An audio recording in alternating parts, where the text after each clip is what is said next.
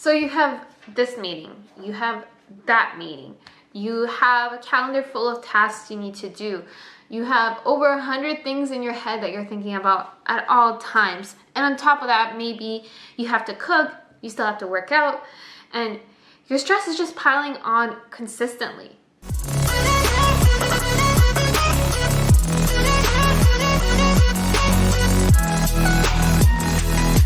In today's video, I will be going over with you the 3 best things to add into your journal that will help you cope with stress. Yes, as a business owner myself, and even Yvette, we both handle a lot of stress on our hands, on a lot of weight on our shoulders to maintain the business, but also maintain our life.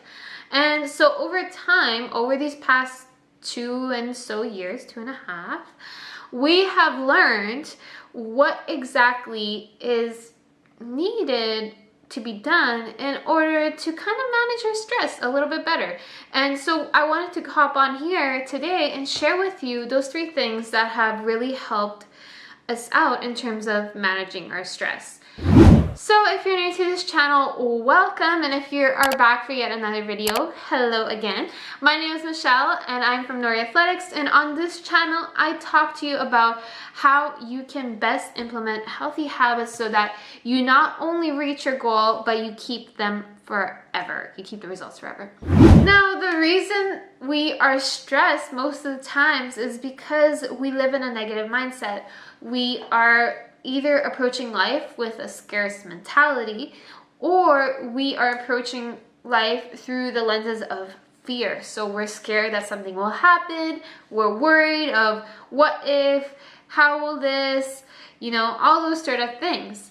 And so the best and first foremost thing is that you want to change how you approach life, and the best way to do that is by actually journaling down what you want your best day to look like. Now, this might sound funny to some of you, but this practice goes a long way because it makes you realize the steps that you could be taking throughout the day to make your life, your day, better. And usually those steps that our brain can think of are things that we can actually do from this day, from this moment. And that's the reason why this exercise is so powerful, is because you can actually start applying it right away. And you then realize that a lot of those negative thoughts are just thoughts. They won't actually happen. And so you can muster up and build up the courage to actually take actions that will get you to where you want to be.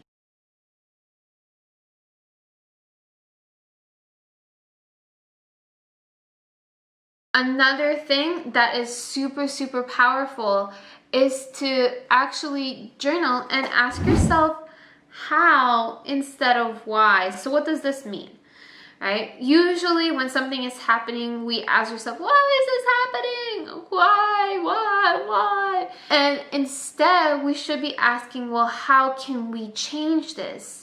How did this come about, right? And actually trying to solve the problem, because why doesn't solve the problem. We just keep getting into that vicious cycle. But asking instead how will actually get you to answer bigger questions, and it will get you to solve the problem head on.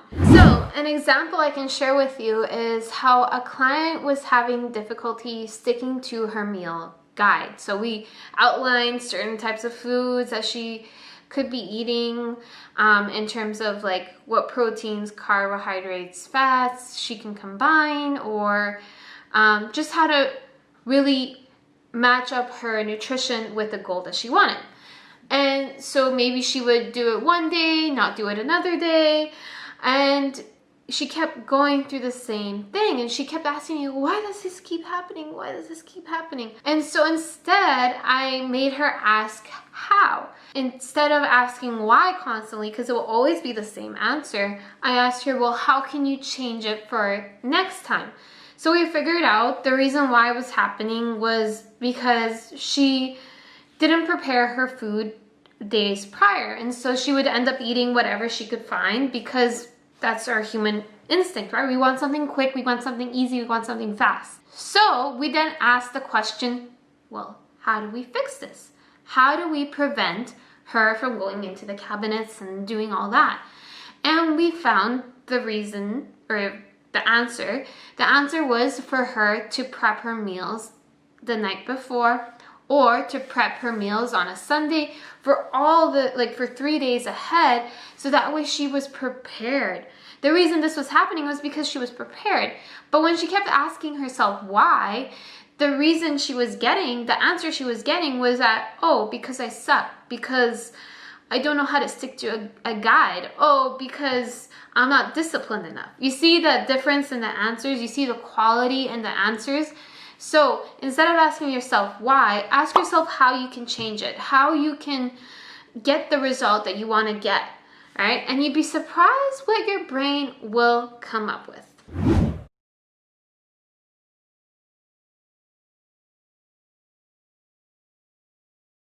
The last thing you want to do is actually start recording down the things that you are doing, the habits that you are practicing, the habits that serve you, the habits that don't. And by outlining it black and white, you get to see the different habits that you are practicing, good and bad, that will get you to your goal or that will hurt your progress and hold you back from getting to your goal.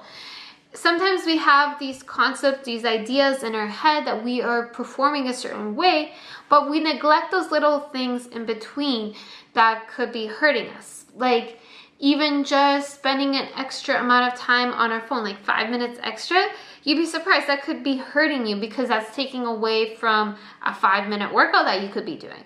By you sitting down the moment you get home from work rather than like going and cooking right away, maybe that's leading you to procrastinating and then running out of time and not ending up cooking and preparing your food for the next day.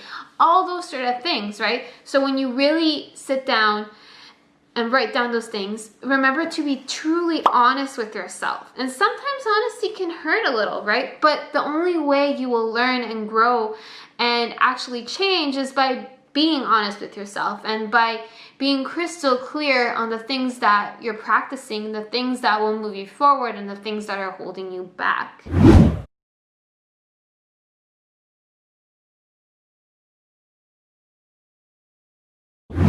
So, I hope you found these tips helpful. If you did, please do hit that like button and show some support.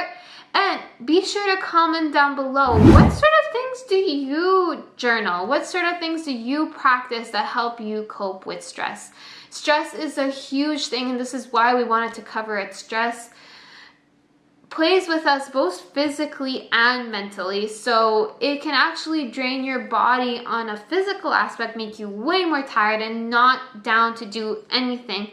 And so when we help our clients, stress is one of the things we always cover and always try and help our clients cope with, because in order for you to work out properly, in order for you to eat well properly, stress is one of the things that need to be managed first. So I hope you found this super helpful, and if you did, please do also hit that subscribe button and hit that notification bell so that way you get notified when my videos do come out. Thank you once again, and I'll see you in the next one.